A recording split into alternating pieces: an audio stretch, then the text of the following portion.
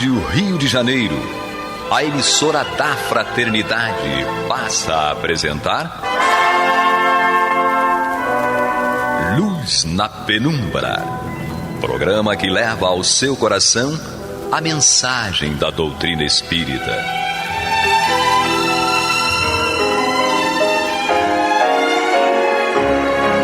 E com vocês, Eduardo Araújo, para o estudo de O Livro dos Médiuns, da obra codificada por Allan Kardec. Olá, prezados amigos da Rádio Rio de Janeiro, estamos de volta. Passou rapidinho, né? Uma semana passa rápido, hein, Paulo Renato? Parece que foi ontem que eu te vi, Maria de Fátima Miranda, muito rápido. Assim é a existência na Terra, assim, passa rápido. Passa rápido, né? Não abrir e fechar de olhos. Isso aí. Né? Sejam todos muito bem-vindos. Programa Luz na Penumbra, com estudos do Livro dos Médiuns, com Paulo Renato, Maria de Fátima Miranda. Sejam bem-vindos. Miranda. Muita paz, que Jesus nos guarde. É isso aí, nosso Ronaldo lá na técnica. E um grande abraço a todos vocês, nossos prezados amigos ouvintes, que pelo radinho de pilha, no radinho elétrico, pelos 1400 kHz AM, nos acompanham aí durante todos os dias a nossa querida e amada Rádio Rio de Janeiro. E este programa toda terça-feira aí, no seu horário original, às 9 da noite. E hoje vamos dar continuidade aqui ao nosso estudo de O Livro dos Médiuns. No seu capítulo 1º, estamos agora aí no item 2 do capítulo 1º.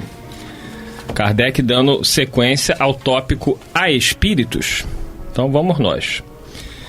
Diz Allan Kardec: desde que se admite a existência da alma e a sua individualidade após a morte, forçoso é também se admita, primeiro, que a sua natureza difere da do corpo, visto que, separada deste, deixa de ter as propriedades peculiares ao corpo.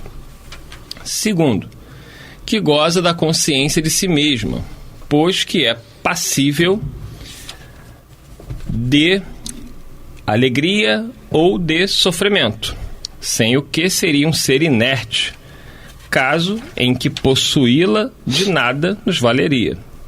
Admitindo isso, tem que se admitir que essa alma vai para alguma parte. Que vem a ser feito dela e para onde ela vai? Eis aí a grande pergunta, hein, Maria de Fátima Miranda? Se nós temos uma alma, é a grande preocupação, né? Tá bom, eu tenho uma alma, né? Eu tenho uma alma, eu sou um espírito. Sim. Se eu morro, o meu corpo morre, mas a minha alma vive. Sim. E aí, vou para onde? É aquilo que Paulo Renato também explicou no programa anterior, não é? Que nós nos manifestamos aqui. O corpo físico nos possibilita essa realidade material onde nós viemos aprender lições. Mas, em essência, espírito e energia não pode estar preso no mundo material como está um pássaro numa gaiola, não é? Então, quando nós desencarnamos, o corpo físico ele vai seguir a sua jornada dando forma a outras vidas, não é? Ele vai se decompor, e nós espíritos, essa energia que estava conectada a esse corpo via perispírito, vai seguir a sua jornada de experiências e avaliação da última vivência material. Não é? É nisso que nós observamos a grandeza de Deus. Somente um ser que é a inteligência suprema, causa primária de todas as coisas, para criar de uma forma que nós não compreendemos, não temos material para compreender isso, não é?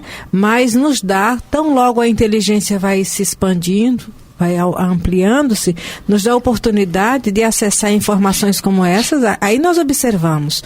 Por que é que a doutrina espírita veio no momento programado por Jesus?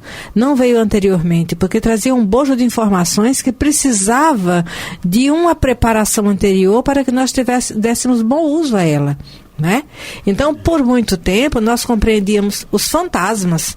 A alma morreu, virou fantasma e ponto. Então era uma alegoria que impressionava, causava terror até. Vem a doutrina nos explicar e nos mostra que a roupa do fantasma nada mais é do que uma roupa fluídica, não é? Que é o perispírito, que tem é uma matéria plástica, ela tem as propriedades do perispírito têm essa facilidade de ficar agregado a um corpo físico, molécula a molécula, como os espíritos falam, mas tão logo acontece a morte biológica, ele vai retirar daquele corpo físico o que foi essencial para que ele se mantenha nos primeiros momentos desencarnado, não é? E vai seguir a sua jornada sendo dirigido pelo corpo mental, que é a essência do espírito, né? Que vai estar ali. Renato? Justamente. Kardec levanta umas questões interessantes quando ele fala da consciência de si mesmo, que não adianta ter sobrevivência se não tiver consciência de si mesmo. A consciência de si mesmo é que nos garante... Não teria nenhum sentido, né? Eu vejo alguns companheiros que falam assim, de outras religiões ou de outras crenças espiritualistas. Não, eu acredito que nós temos uma alma, mas quando nós morremos, nós voltamos ao todo. Aí eu falei, mas como é que pode voltar ao todo? É como se fosse uma gota d'água voltando ao oceano. Você não tem a consciência de si mesmo. E vai se diluir. Se você não tem consciência de si mesmo, você está morto.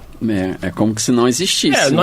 Eu entendo, a gente respeita, né, a compreensão desses irmãos, mas essa teoria iria nos levar à consequência de que, se eu desencarno e volto ao todo, ou mesmo eu não tenho consciência de mim, da minha existência, eu estou morto. Qual foi a utilidade da existência?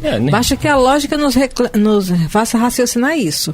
Qual a utilidade de uma vivência no mundo material se, ao sairmos daqui, ficasse tudo na abstração e esquecêssemos? Kardec trabalhou isso aí no Livro dos Espíritos, não é, Paulo Renato? Questões 14 até a 16, né, quando fala sobre o panteísmo, né, mostrando que isso que está colocando aqui no Livro dos Médiuns. A consciência, René Descartes, se eu não me engano, né? Ele raciocinou nesses termos: penso, logo existo. Eu tenho existência, eu tenho uma existência em si mesmo porque eu raciocino sobre mim, sobre o meu eu, sobre o que eu sou, o que eu faço, a possibilidade que eu tenho de executar as coisas. Sem essa consciência de si mesmo, o ser seria um autômato, um robô, né? Ele não teria, como diz Kardec aqui, as alegrias próprias, né? A existência, a sobrevivência, a individualidade do ser, ela só tem, digamos assim, só seria aos nossos olhos aceitável se permanecêssemos com a consciência que Kardec coloca aqui para a gente raciocinar. Ele fala sobre a alegria, né, que essa consciência de si mesmo dá ao ser humano, dá àquele detentor dessa consciência, as possibilidades de usufruir dos seus sentimentos, tanto de alegria quanto de sofrimento, né, de avaliar as próprias dores e as possibilidades de felicidade no futuro ou no próprio presente. Ele fala aqui ainda que admitido, e isso tem que se admitir, que essa alma vai para alguma parte. Aí na questão 49 do Livro dos Espíritos, Kardec perguntou: que sucede à alma no instante da morte? Volta a ser espírito, isto é, volve ao mundo dos espíritos, donde se apartara momentaneamente. Quer dizer, a nossa existência, a consciência de nós mesmos, com tudo que fizemos por nós, está em nós, e nós nos encontraremos nesse mundo que Kardec, os espíritos chamam de mundo dos espíritos. Quer dizer, essa esfera onde as almas que existiram na Terra se encontram, né? Quer dizer, e é o nosso mundo primitivo. Os espíritos ensinam isso. A vida na Terra, a vida no mundo material, no corpo, não é a nossa primeira existência, não é a fonte da nossa existência. A fonte da nossa existência, digamos assim, da nossa vida social, ela vem do mundo espiritual. Nós não saímos daqui para ir para lá, nós saímos de lá para vir para cá, para um campo de exercício, de experiências que nos são absolutamente necessárias ao nosso progresso.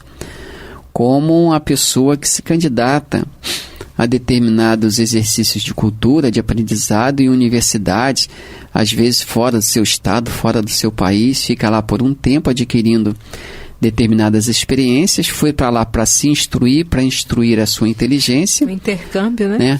Mas também essa própria estada dela nesse instituto de cultura vai dar a ela, porque está em convivência com outros, vai dar a ela experiências que ela não tinha previsto. Às vezes a pessoa fala assim, vou para a universidade tal, e faz os planos dela, vou estudar tal coisa, vou me formar, vou me pós-graduar, vou sair diplomado.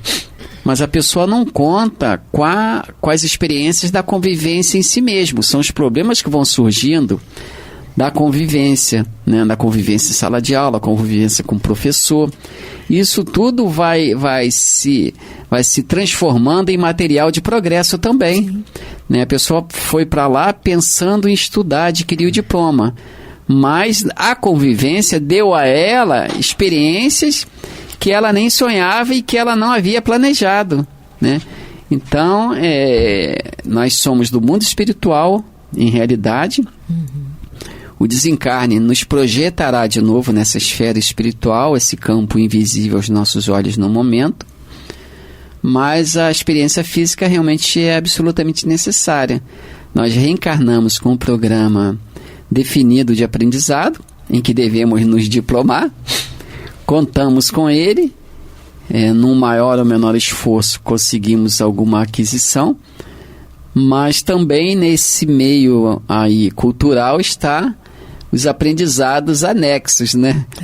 Da família, os amigos, né? Até o trabalho em si. Cada experiência tem um valor. É uma universidade diferente, né? É como se fosse numa prova, os itens daquela prova, né? Cada experiência.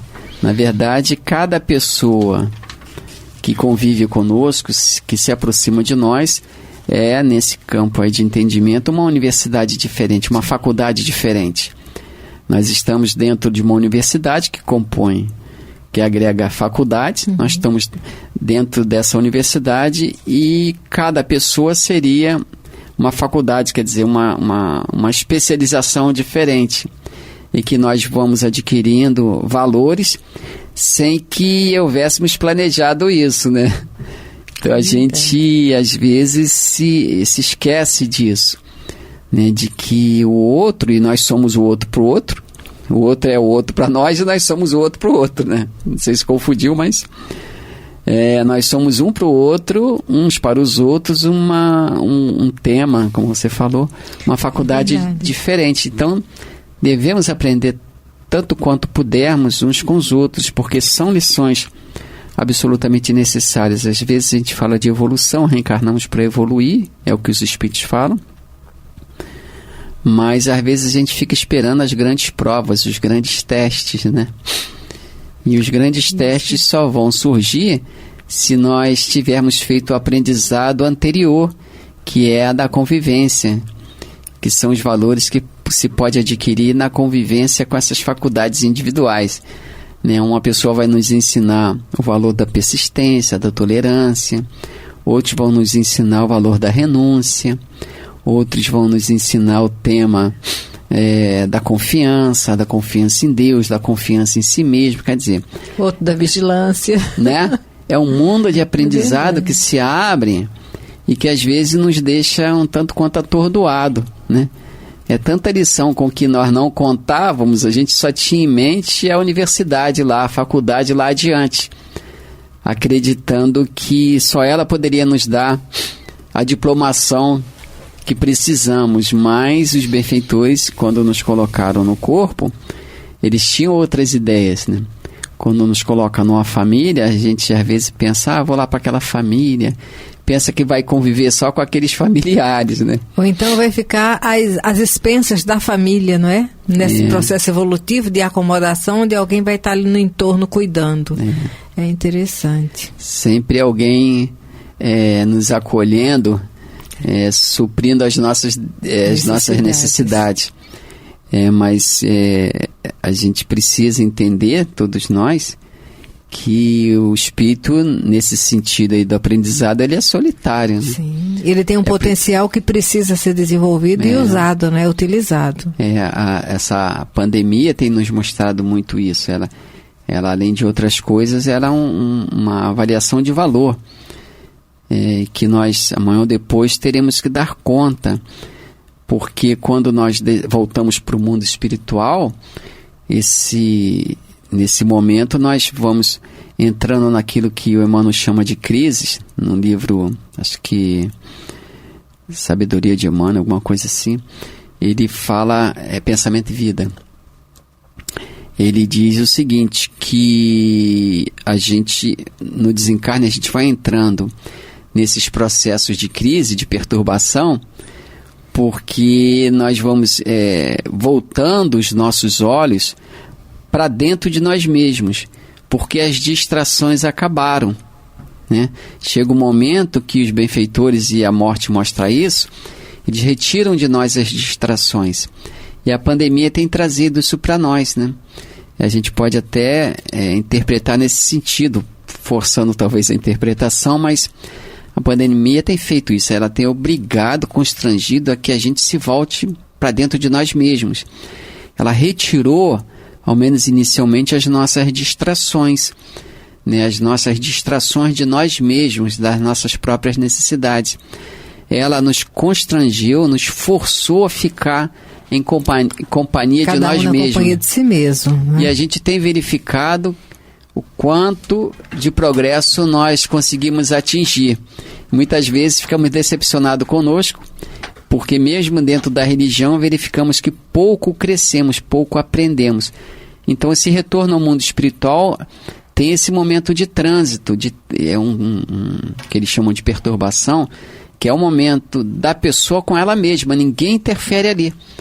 É ela na avaliação do resultado das suas ações. E a gente poderia enxergar a pandemia com esses olhos, porque é justo enxergar a pandemia com esses olhos, porque é um ensaio para o desencarne. Se nós não conseguimos hoje conviver conosco mesmo, suportar a própria avaliação, porque estamos decepcionados conosco, sim. É bom verificar isso, como isso pode se dar no sentido de refazermos, temos oportunidade ainda de refazer muita coisa e de começar coisas novas. Então é sempre bom lançar a mão desse aprendizado, porque amanhã ou depois, e esperamos que seja bem depois, nós vamos ser convidados a estar na mesma situação, até com algum agravante, que estamos agora no sentido de isolamento. Isso aí. Né? Emmanuel tem uma mensagem que fala da importância, e no final ele diz que importante mesmo é saber o que estamos fazendo de nós mesmos, né?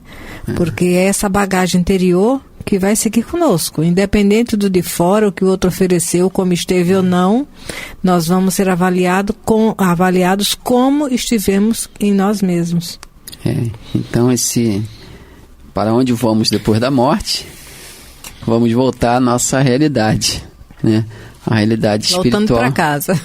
Voltando para casa, e espero com alguma bagagem boa, né? Eu sou o Eduardo Araújo, estou aqui com a Maria de Fátima Miranda. Eu, Paulo Renato, estamos no capítulo 1º, né, da primeira parte do Livro dos Médiuns, capítulo 1º, Há Espíritos. Estamos no item 2, e agora vamos nesse item 2 ao segundo parágrafo, né? Porque se nós somos uma alma que sobrevive à morte do corpo, para onde iremos depois?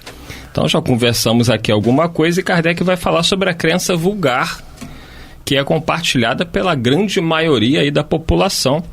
Iremos entrar nesse assunto agora e iremos dar continuidade a ele no próximo programa. Diz Kardec, segundo a crença vulgar, a alma, né, vai para o céu ou para o inferno. Mas onde ficam o céu e o inferno?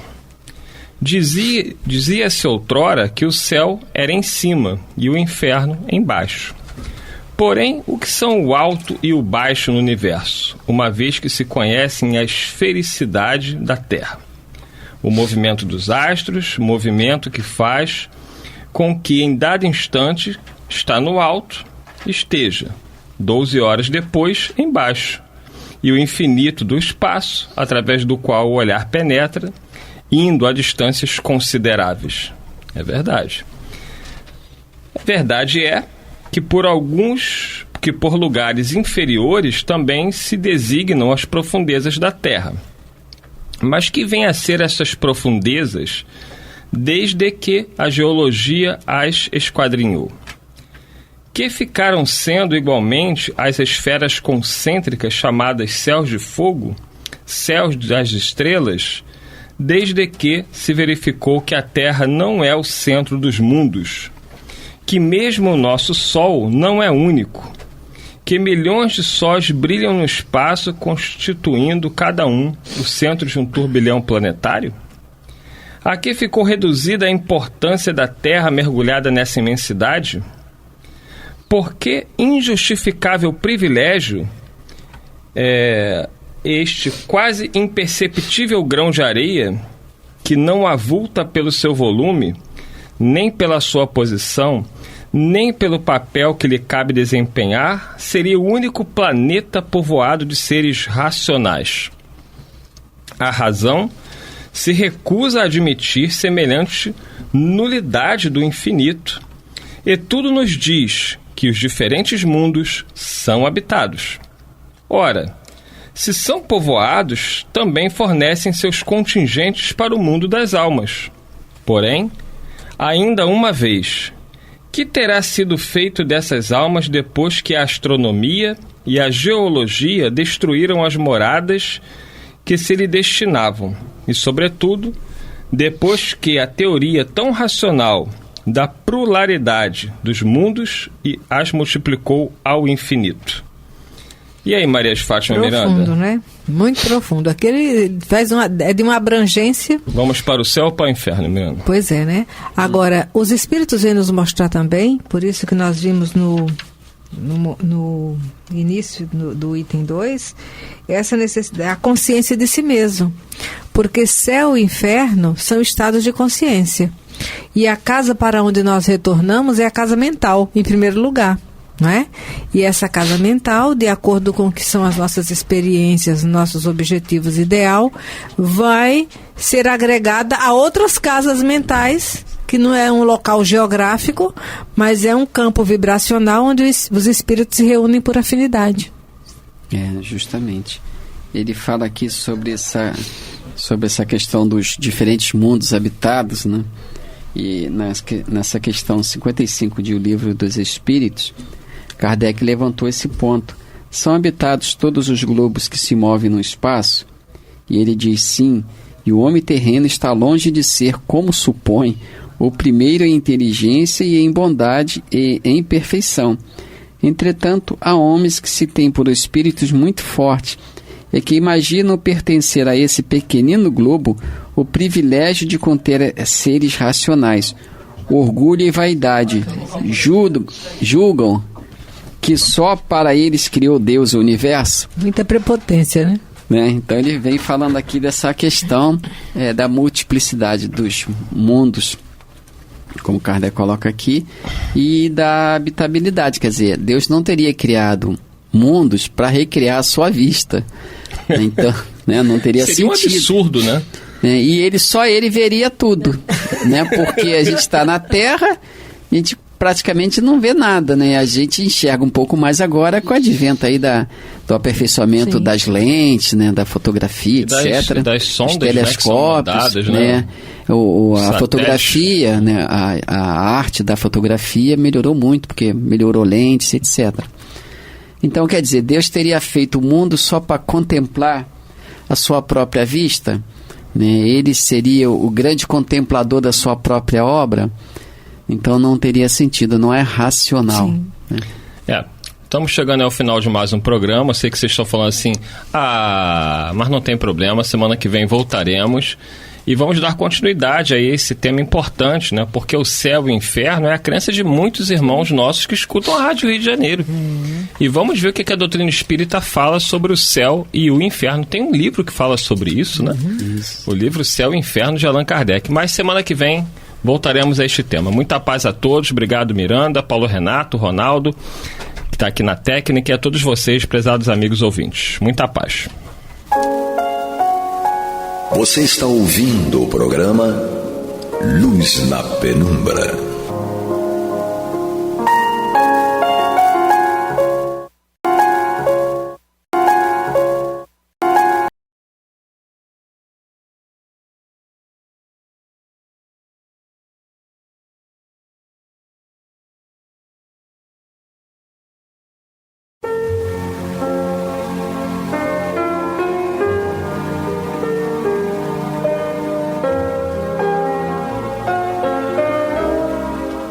Rádio Rio de Janeiro está levando ao seu lar e ao seu coração a mensagem consoladora da doutrina espírita, através do programa Luz na Penumbra.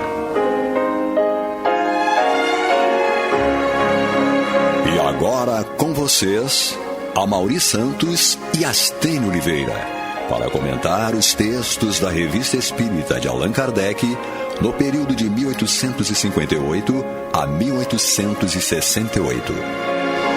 Olá, amigos! É muito bom estar com vocês de novo.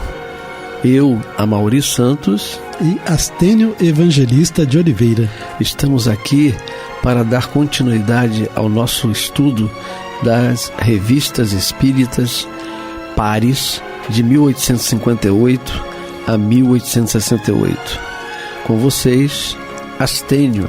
Isso, gente. Então vamos dar continuidade ao estudo que nós estávamos fazendo no último programa, quando nós estávamos estudando os diferentes modos de comunicação. Estamos na Revista Espírita de janeiro de 1858. Então, o que nós vimos por último, no nosso último programa, foi Kardec dizendo que as comunicações transmitidas pela psicografia são mais ou menos extensas, conforme o grau da faculdade mediadora. Alguns não obtêm senão palavras, em outros a faculdade se desenvolve pelo exercício. Escrevem frases completas e frequentemente dissertações desenvolvidas sobre assuntos propostos ou tratados espontaneamente pelos espíritos, sem que se lhes tenha feito qualquer pergunta. E Kardec prossegue então dizendo: às vezes a escrita é clara e legível, em outras só é decifrável por quem a escreveu e que a lê por uma espécie de intuição ou dupla vista. Eu achei muito interessante nessa colocação de Kardec, porque é o que a gente vê muitas das vezes, né? A psicografia, ela vem um autêntico garrancho, né? É verdade. O pessoal fala que letra de médico não dá para entender. A letra dos espíritos na psicografia normalmente é pior do que a letra de médico. Mas é interessante que o médium lê, né? Então é muito comum, você tira, por exemplo, na Federação Espírita Brasileira, um receituário de homeopatia, né? Sobre o papel onde está a letra do espírito, que não dá para entender, eles colocam na datilografia ainda os nomes, porque só o médium é que sabe o que foi que escreveu, não é isso? Ele fala assim, às vezes a escrita é clara e legível, em outras só é decifrável por quem a escreveu e que a lê por uma espécie de intuição ou dupla vista. Aí prossegue Kardec dizendo: sob a mão da mesma pessoa, a escrita muda em geral de maneira completa, com a inteligência oculta que se manifesta. Então, mesmo o médium psicografando diferentes espíritos, a letra muda, né? Ele fala assim: sob a mão da mesma pessoa, a escrita muda em geral de maneira completa, com a inteligência oculta que se manifesta. E o mesmo tipo de letra se reproduz cada vez que a mesma inteligência se manifesta. Esse fato, entretanto, nada tem de absoluto. É verdade. Eu me lembro, você estava fazendo um comentário de Kardec, né? E aí me lembrei de Chico, que também tinha que se lembrar de Chico, né? Chico, que escreveu diversas psicografias e muitas delas elas foram analisadas por aqueles que analisam a escrita, né? E era semelhante, ou dito, igual a quem era vivo, o morto, né? Que estava vivo através de Chico escrevendo. Foi por causa disso que aquele rapaz que morreu, que acharam que o amigo dele havia assassinado, foi absolvido, porque a escrita, a letra era igual, a assinatura, né, foi comprovada por técnicos, peritos que não eram espíritas, que era igual, e aí o rapaz foi absolvido, porque na realidade eles estavam brincando com uma arma e a arma disparou e ele morreu. E ele estava sendo acusado que ele que tinha matado. Sim. Você lembra desse caso? Me lembro. Agora, é importante a gente observar essa parte final, né? Quando Kardec fala que esse fato, da alteração da letra, né?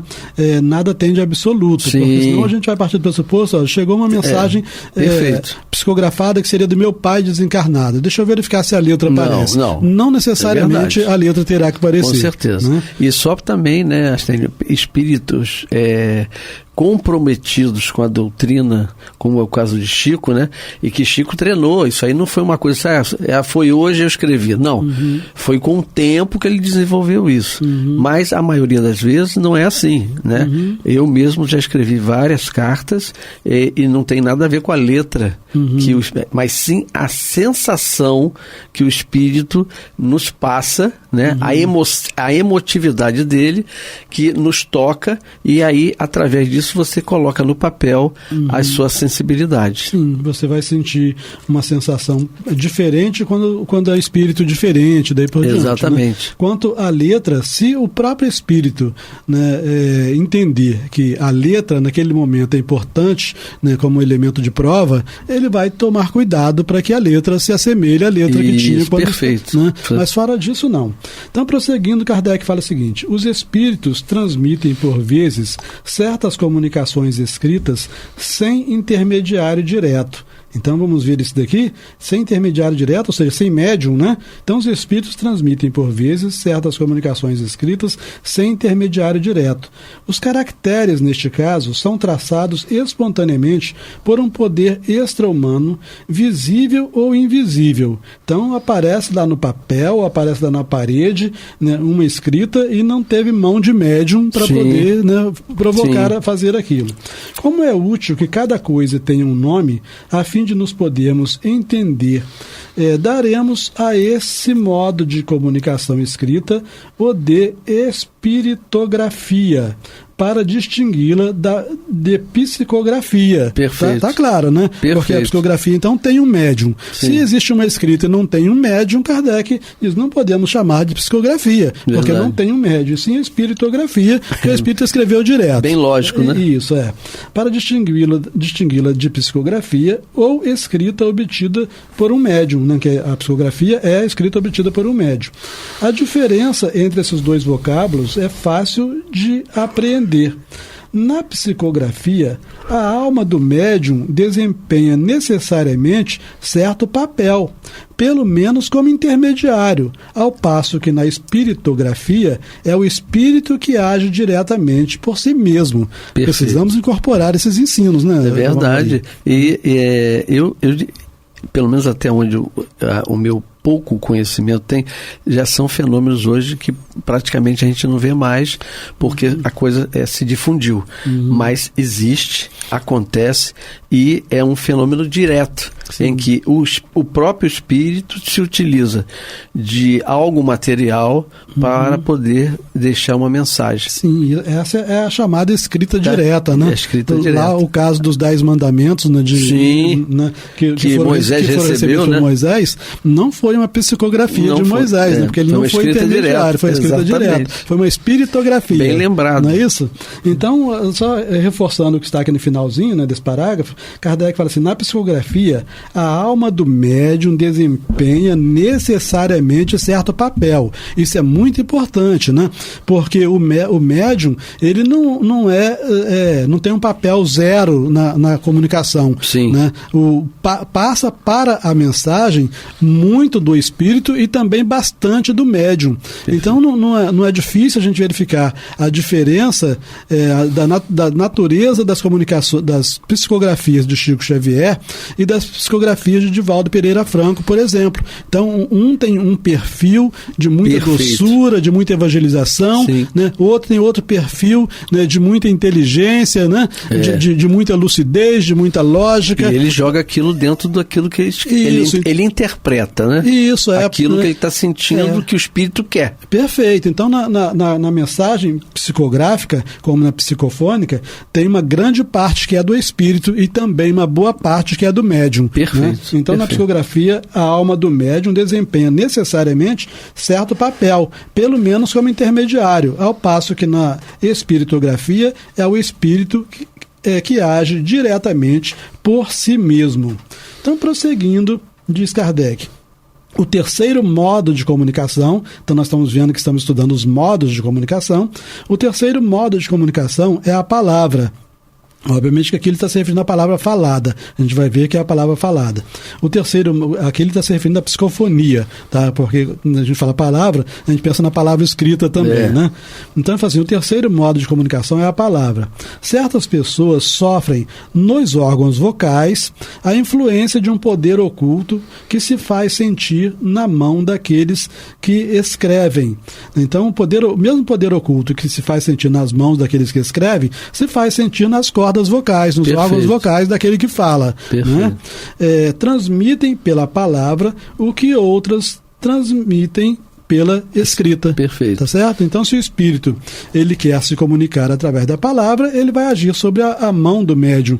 Obviamente que antes de agir sobre a mão, age também sobre a mente, né? Porque com certeza. Tem que haver uma interação. Uma interação, mente a mente, isso, né? Aí a gente lembra de Divaldo Pereira Franco, que eventualmente se manifesta Bezerra de Menezes. E ele se transfigura na voz, né? Sim. Você vê que a voz dele fica mais forte, mais grave.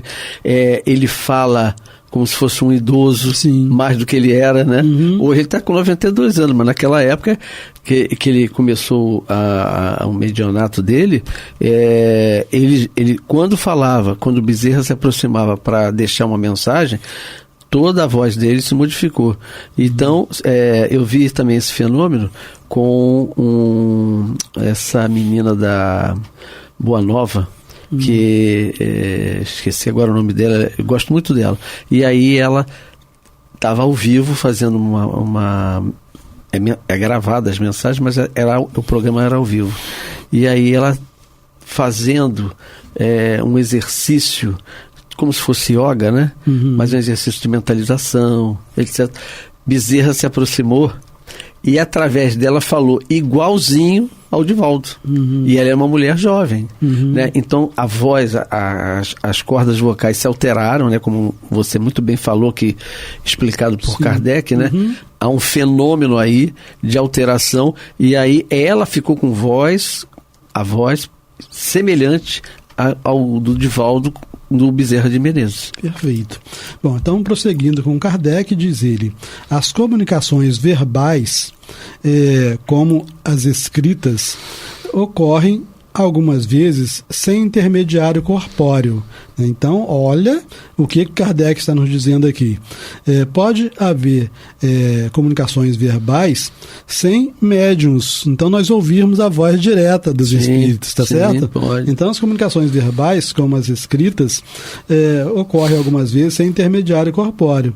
Palavras e frases podem ressoar aos nossos ouvidos ou em nosso cérebro sem causa física aparente. Perfeito. Os espíritos podem igualmente aparecer-nos em sonho ou em estado de vigília e dirigir-nos a palavra para nos dar avisos ou instruções. Então, a gente, só para destacar que nesse parágrafo aqui, Kardec não está tratando das visões, ele está tratando das comunicações verbais. Mas o que ele está dizendo é que nos sonhos nós podemos ouvir a palavra direta dos espíritos, e é uma comunicação verbal. Com certeza. Nós ouvimos direto a voz do espírito. Com certeza.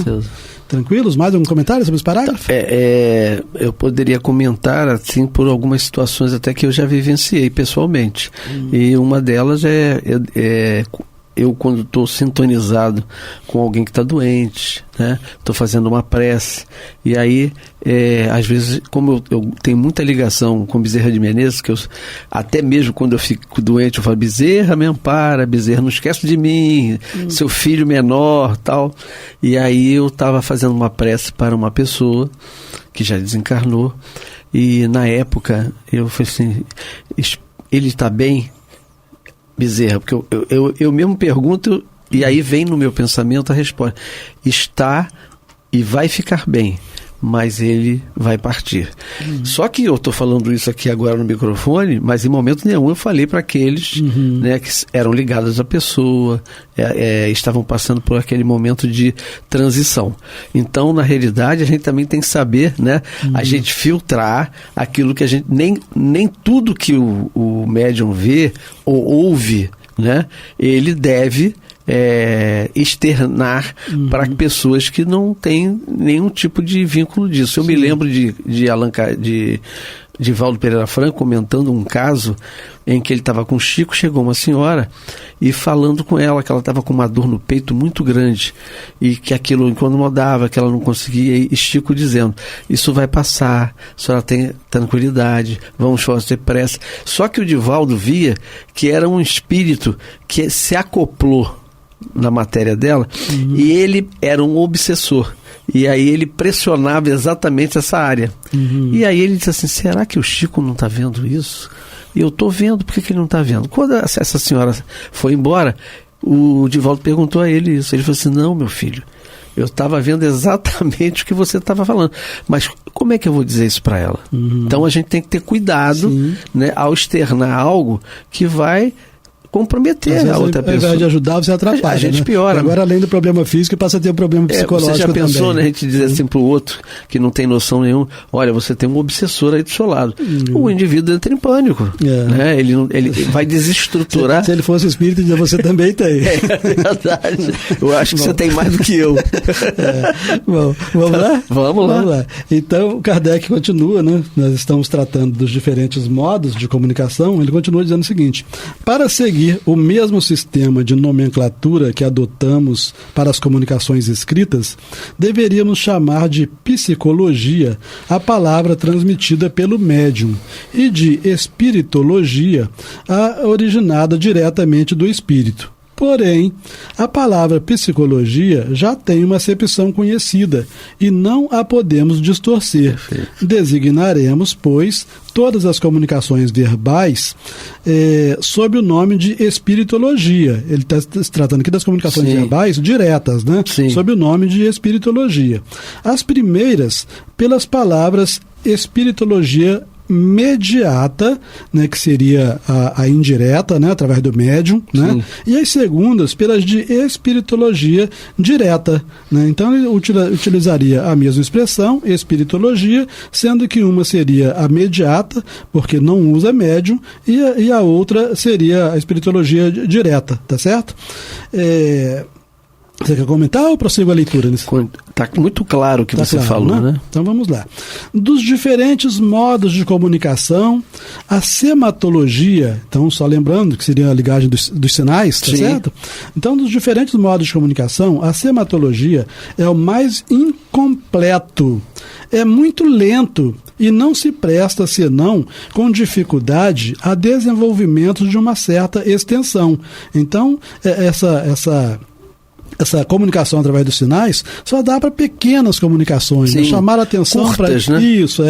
Os espíritos superiores dela não se servem voluntariamente, seja por causa da lentidão, seja porque as respostas por sim e por não são incompletas e sujeitas a erro. Para o ensino, preferem os meios mais rápidos, a escrita e a palavra, né? Imagina um espírito superior com tanta coisa a fazer, ter que ficar esperando pancadinha de mesa para poder se comunicar, né? Eu me lembro, daquela quadro que você também deve ter visto, até ou seja, Jumanji. Aí ele tinha um quadro com todas as letras e tinha um triângulo, né? Uma pirâmide, no meio havia uma lente uma lente poderosa, porque conforme a pessoa falava, eu vou fazer isso, vou fazer aquilo, e aí aquilo sem tocar, né? Só com a parte dos dedos da pessoa, ela ia nas letras. E aí Aí, sim, não, entendeu? Ia formando as palavras. Então, uma coisa que espírito elevado não vai utilizar pela amorosidade. Sim, claro. Né? Como é que ele vai utilizar uma coisa que ele vai perder grande parte do tempo dele, já que ele tem outros a fazer? A gente aqui na Terra já fica incomodado com perda de tempo, imagina espírito superior. Verdade. Né? Prosseguindo com Kardec, diz ele: com efeito, a escrita e a palavra são os meios mais completos para a transmissão do pensamento dos espíritos, quer pela precisão das respostas, quer pela extensão dos desenvolvimentos que comportam. A escrita tem a vantagem de deixar traços materiais, deixar provas, não é isso? Com certeza. A escrita tem a vantagem de deixar traços materiais e de ser um dos meios mais adequados para combater a dúvida. É interessante, né? Porque se você está numa reunião e vem uma mensagem psicofônica, se essa reunião não está sendo gravada, aquela mensagem se perdeu. Né? Pode ter sido bastante útil para aquele momento, mas não será mais útil no futuro. E a mensagem escrita não, né? Ela prossegue, não é isso? Então, de resto, não se é livre para escolher. Os espíritos comunicam-se pelos meios que julgam apropriados. Isso depende das aptidões. Né? Das aptidões, obviamente, dos médiuns. Né? Sim. Então, o espírito vai escolher falar, né, a psicofonia, Perfeito. ou vai preferir escrever, né, a psicografia, Sim. dependendo de qual é o dom melhor do médium. Exatamente, porque os espíritos, eles analisam como se utilizar daquela pessoa para ele emitir uma mensagem. Às vezes o médium não sabe escrever, né? Ou tem muito pouco vocabulário para isso. E aí, mas através da palavra ele se transforma, porque ele tem um dom de falar muito melhor.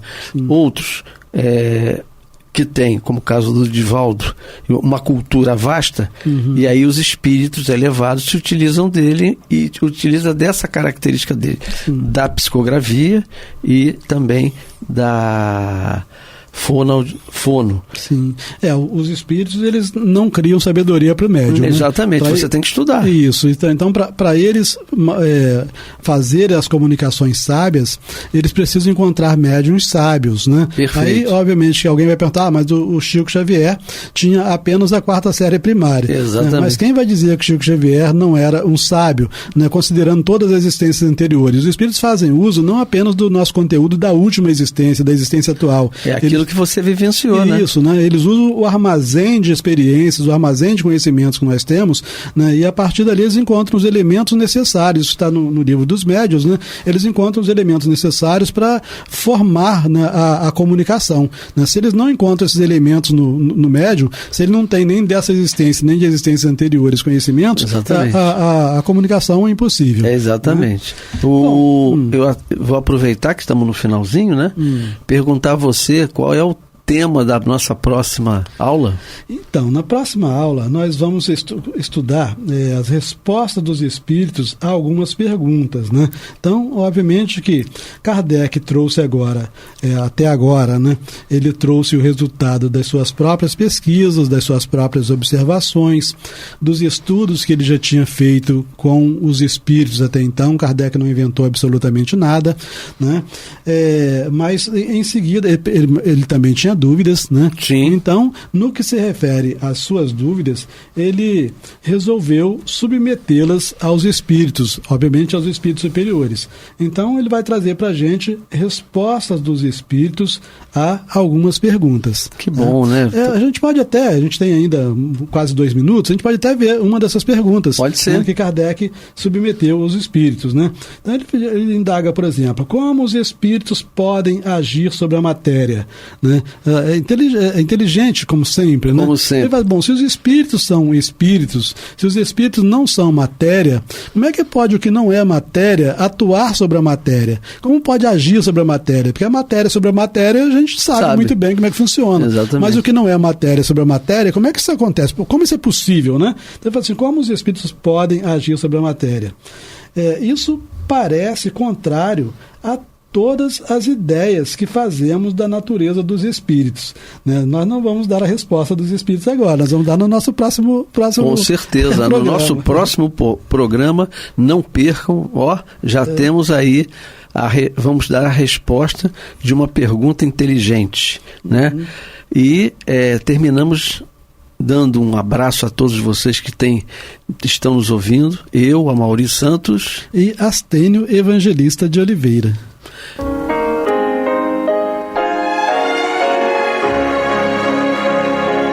E vamos ouvir agora a prece de encerramento de nosso programa, na voz de Geraldo de Aquino. Jesus, dá-nos coragem para a luta, piedade para os insultos e misericórdia para as injustiças e ingratidões. Limpa nossa alma de inveja e ambições mesquinhas, de ódio e de vingança o nosso caminho. E que dentro em pouco, ao recolher-nos de novo ao calor do nosso leito, para que o sono nos dê a paz e o esquecimento das tristezas humanas, possamos sentir, Senhor, no mais íntimo de nosso ser, a doçura indefinível do Teu amor e a grandeza incomparável da Tua divina presença. Que assim seja.